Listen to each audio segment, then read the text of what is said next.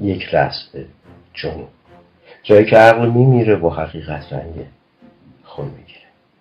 سلام، من مرجانم. اگه پادکست های قبلی رو شنیده باشید پس با من آشنایید. این ادامه داستان. خیلی وقت نبود که با مهدی آشنا شده بودم. روز اولی که رفتم سر کار اومد خودشو معرفی کرد. من حسنی هستم، سرپرست بخشم. به خاطر اینکه یه جورایی همکار بودیم بیشتر کارمون به هم میفته. عجیب حس میکردم این مرد تو سرنوشت من نقش داره، اما نه یه نقش مثبت. من کلی جنگیدم که سر کار برم و حامد فقط وقتی راضی شد که دید خودش از پس مخارج بر نمیاد، با اینکه نه مهمون آنچنانی و نه بچه داشتیم، ولی خرج زهر مالیش باید در میومد که خیلی هم کم نبود. با اینکه کار ثابتی نداشت و یه موقعی بیکار بود و یه موقعی هم سر کار، یه کارایی هم این گوشه کنار میکرد. چه میدونم، کارهای کاذب یا کارهای پرخطر. منظورم قاچاق مواد و اینا نیست، اما خطرش از اونا هم کمتر نبود. مثلا زیرخاکی، یا مثلا خرید و فروش دارو، دلار، از اینجور کارا، از این کارهایی که پر ریسک و پر خطره.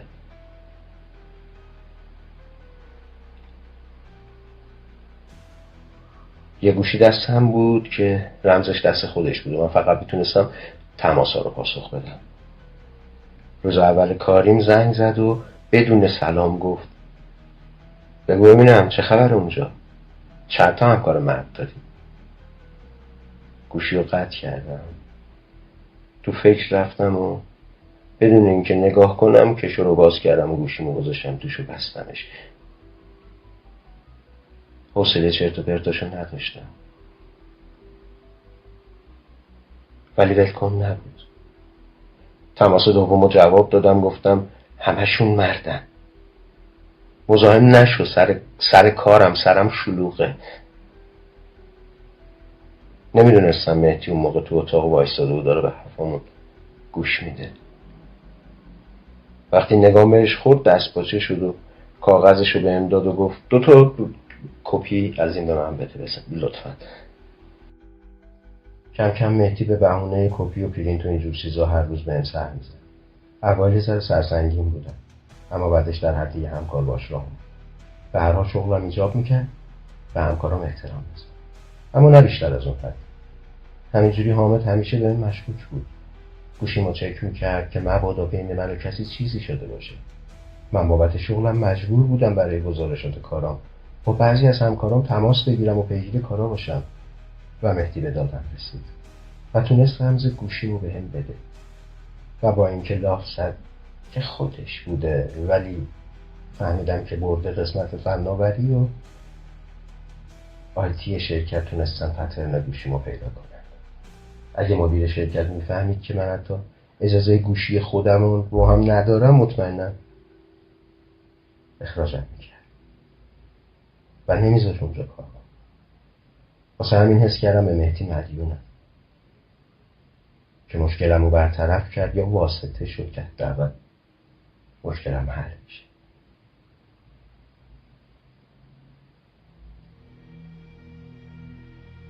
مهدی بعد از اون اتفاق با افتخار پیروزمندانه به این لبخند میزد و میگفت هر کاری داری به خودم بگو و بسپر. از اینکه یه مرد غریبه مدام دم پرم باشه حس خوبی نداشتم. نه اینکه مهدی بد قیافه باشه یا بد اخلاق، نه اصلا. میدونی خب مؤدب بودم. یه شب گوشیم زنگ خورد، چون من تقریبا هیچ کسو نداشتم بهم زنگ بزنه. واسه همین استرس تمام وجودمو گرفت. حامد مثل موشک پری گوشیمو برداشت. با اینکه اون شب پشت خط خبر فوت مادر بزرگم رو بهم دادن، ولی ته دلم هم خوشحال بودم که مثلا مهدی نبود، چون شمارم رو داشت و آدم ملاحظه کاری نبود.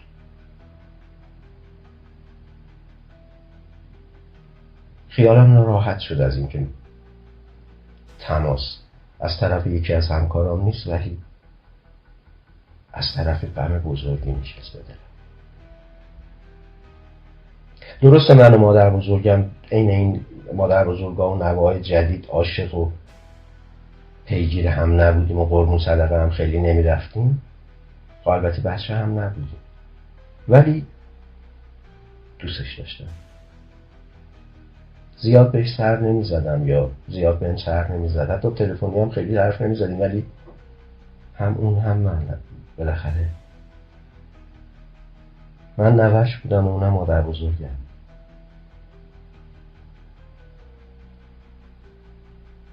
تنها کسی که با ازدواج من و حامد مخالف بود مادر بزرگم بود. یادم بعد خواست صدام کرد، یه گوشو بهم گفت مرجان، مادر این پسره به دردت نمیخوره. عجیب منو یاد جوونیای بابا بزرگت انداخت. خدا بیامرز پدر بزرگ تو. تونست خودشو اصلاح کنه، ولی من خیلی عذاب کشیدم. تو میتونی زندگی بهتری داشته باشی عزیزم. تو جوونی، تحصیل کرده‌ای، خوشگلی، موقعیت‌های بهتری میتونه برات اتفاق بیفته. ولی من حامد رو دوست داشتم.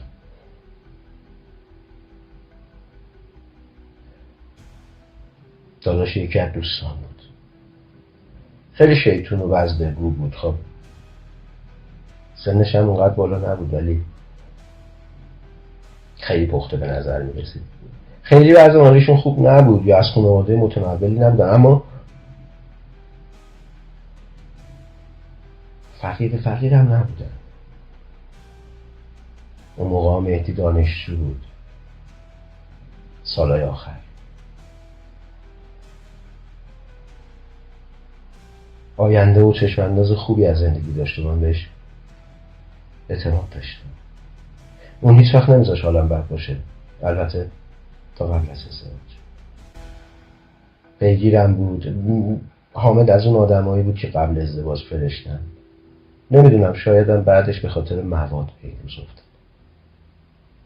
پس باید اینجوری تصور کنیم که دقیقاً بعد از ازدواج با من به مصرف مواد رو آورد. حالم خوب نبود. به خاطر مرگ مادر بزرگم تو خودم بودم. از طرفی هم از اینکه هر بار گوشیم زنگ بخوره و اینقدر استرس داشته باشم بابت اینکه چنین مردی همیشه در استرس و عذاب منو قرار بده، دلم برای خودم میسوخت. البته از خودم هم بدم اومد که همیشه داره به هم ظلم میشه و من هنوز تحمل میکنم. ضربه آخر رو روزی خوردم که شرکت به خاطر قطعی برق تعطیل شد و سرویس ها زودتر اومدن. وقتی رفتم خونه، پشت در واحدمون خشکم زد. صدایی که میشنیدم باور کردنی نبود. حامد داشت یه زن دیگر رو صدا میزد و قشنگ معلوم بود که وضعیتم عادی نیست.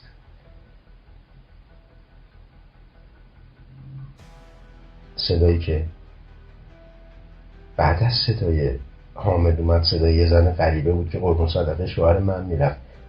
از این قربون صدقه های یه روزی دو روزه، از اینایی که پول میگیرن قربون صدقت برن یه روز دو روز، هر چند روز که بهشون پول بدی. در رو باز کردم و هر چی از دهنم در اومد نثار حامده به اصطلاح شوهرم کردم. حیوانی که اسم خودشو گذاشته بود مرد. زن خودشو از روی کاناپه جمع جور کرد و از خونه زد بیرون. حامده بی شرف اومد طرفم، مثل همیشه طلبکار، با دهنش که بوی آشغال میداد گفت چه وقت خونه اومدنه. با تمام زوری که داشتم چند تا سیلی حوالش کردم و کافی نبود. هیچ کتکی برای اون کافی نبود. هولم داد و از در بیرون رفت. فرداش در بود آقا. تا صبح نخوابیدم. گریه کردم. هم برای خودم، هم برای سرنوشتم، هم برای زندگیم، هم برای مادر بزرگم و هم برای زجرهایی که به خاطر این مرد کشیدم. برداشت درب و داغون رفتم شرکت. مهدی تو نگهبانی بود. تا منو دید تقریبا دوید دنبالم. چی شده؟ چه قیافه ایه مجران؟ تا نگاش کردم گفت خانم مهرابی. حوصله نداشتم، سری رفتم تو اتاقم. مهدی پشت سرم اومد. پا شدم گفتم به نظرتون شما زیاد اینجا تشریف نمیارید جناب آقای؟ مهدی خندید گفت ببخشید، ولی من و شما بیشتر از هر کسی مجبوریم همو ببینیم، چون شما. گفتم بله میدونم ثبت کارهای شما با منه، اما دیگه نذاشت حرفمو تموم کنم. گفت اما دیگه چی؟ صداش آهسته کرد طوری که دلم لرزید. چند روز اومدی اینجا، ولی به اندازه چند سال تو قلبم جا وا کردی و جا خوش کردی. خانم نگام که به چشاش افتاد، نتونستم جلوی گریه‌ام رو بگیرم و هر چی تونستم از حامد و پستیاش براش گفتم. مهدی بهم دست نزد، ولی وقتی گفت نگران نباش عزیزم، خودم هوا تو دارم، انگار روحمو نوازش داد. همون روز بعد از وقت ناهاری یه شیشه قرص برام آورد، یه قوطی قرص. گفت هیچ ضرری نداره ولی آرومت میکنه. دیوونگی‌های حامد بیشتر شده بود. انگار اگه افساری تا اون موقع بهش بسته بودن و نگهش میداشت، حالا دیگه پاره شده بود و راحت. مواقعی که میخواست با هم مثلا رابطه برقرار کنه یا حالا نزدیک شه بهم، با محبت حرف بزنه و عشق بورزه، منو به عشق زنهای خراب زد. این زنهای بیزینسی. اما با اینکه همکار خونه، همکار بیرون به عهده من بود، هیچ وقت تشکر خوش به خالی ازم که نکرد. هیچ. هم مدام سرکوفتم میزد که تو به درد نمیخوری و تو به درد هیچ کاری نمیخوری و تو بی مصرفی و من نباشم تو آواره‌ای و از این حرفا. قرصای مهدی که حتی نمیدونم اسمش چی بود، چون روی قوطی کاملا سفید بود و هیچ نوشته ای نداشت. آرومم میکرد ولی میدونم داشت تغییرم هم میداد. همه چیز رو جور دیگه ای میدیدم، شاید جوری که واقعیت نداشت، ولی دیگه برام مهم نبود. اونا آرومم میکردن. یه روز مهدی به تلفن اتاقم زنگ زد و گفت بیا کارت دارم. چون یه همکار جدید میز کناریم بود و تازه به شرکتمون اضافه شده بود، مهدی کمتر میومد اتاقم. تا رفتم تو اتاق، از پشت میزش بلند شد اومد نزدیک. برای بار اول دست انداخت دور گردنم، خواست ببوسه من و اشاره به دوربین کردم. گفت نترس، دوربین اینجا خاموشه، میدونی که بچه‌های آیتی تو مشت دارن. گفتم دوربین خدا که روشنه. گفت چرت نگو، زیادی خودمونی و راحت حرف میزد و دیگه. یه بطری روی میز بود. گفتم تو هم آره؟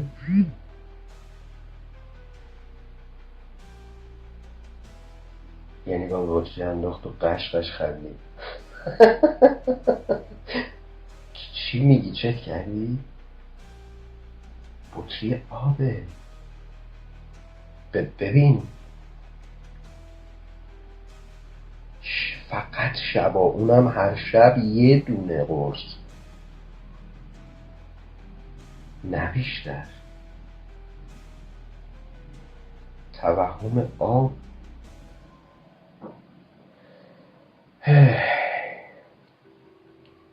مطمئن شدم توهماتم به خاطر قرصه. پرسیدم چه قرصی بهم دادی؟ به روی خودش نگو، آرام بخش. همین. اومد نزدیکم. خدای خوش قیافه بود. منم که مدت‌ها بهم نه محبتی شده بود نه طعم عشق رو چشیده بودم. تشنه.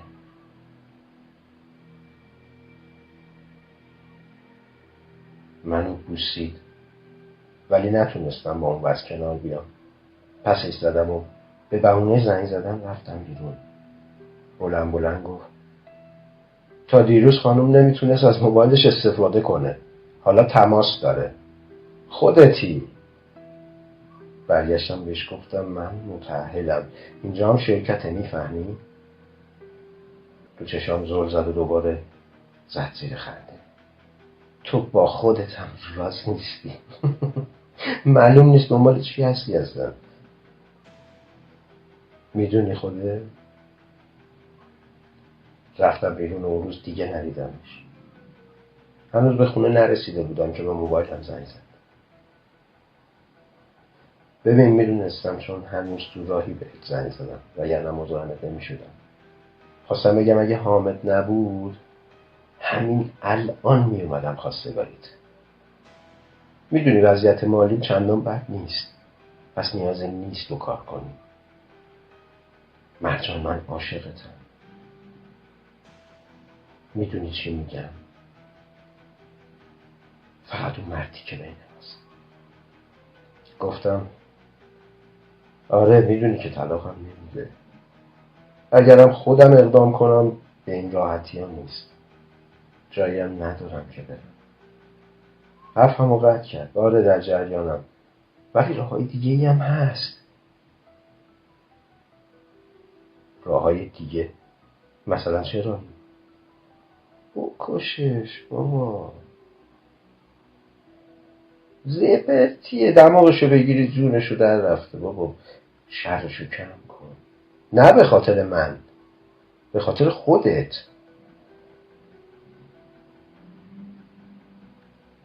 دیوونه عین روح شدی.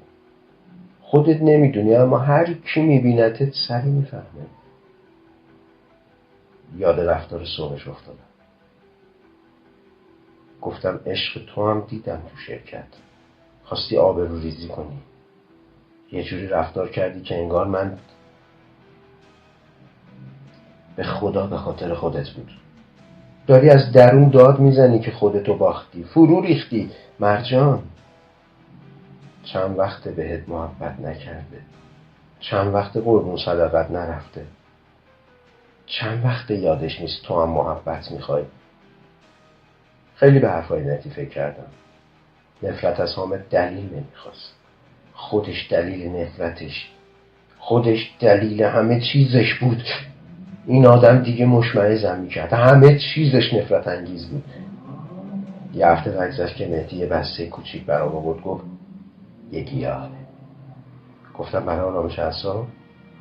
خندید و ابروشو انداخت بالا. نه، برای انتقام.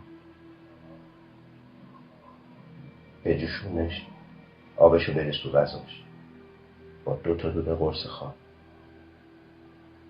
حتی فکرشم بدنمو به لرزه در آورد. مگه من قاتلم؟ نه، ولی همه که ارزشی زندگی کردن ندارن. اون روز 2-3 بار زنگ زد که دوستم داره و مانع بین ما فقط و فقط حامد و این حرفا. صحبتشون تاثیر گذاشت. از اونجایی که بالاخره این دوتا با هم دوست بودن. اصلا حامد از مهدی خواسته بود که من برم سر کار. حامد و مهدی رفیق بودن با هم. حامد از مهدی خواست که من برم اونجا سر کار و اونم چون یکی از سرپرستای بخشای مختلف شرکت بود، 3 تا سرپرست داشت شرکت بود. مهدی یکیشون بود. قدرت و نفوذش هم خب به طب بیشتر بود و تونست من اونجا با یه شغل خوب استخدام کنه.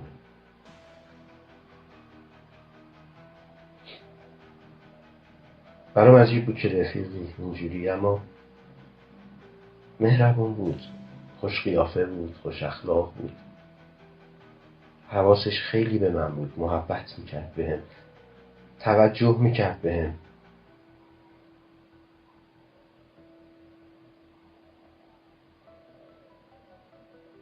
این منو جذب مهدی میکرد و همین حرفاش هم رو تاثیر گذاشت. خب حامدم خیلی به من ظلم میکرد، خیلی خیلی منو تحت فشار گذاشته بود.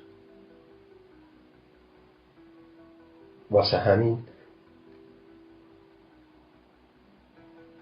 به حرفاش گوش دادم و حامدو کشت. بعد از مرگ حامد هیچ خبری از بهتی نبود. با اینکه تو شرکت همه میدونستن حامد مرده، ولی حتی برای روال کارهای شرکت به ندرت میدیدمش. تا اینکه از گزارشام پرینت گرفتم و رفتم اتاقش. سرد و بیرو بهم زل زد. گفتم کشتمش. خب که چی؟ کاغذها رو گذاشتم رو میز. گفتم که چی؟ که اینکه مگه نگفتی دوستم داری؟ مگه نگفتی عاشقمی؟ گفت تو جای من بودی چی کار میکردی؟ با یه قاتل میتونستی سر کنی؟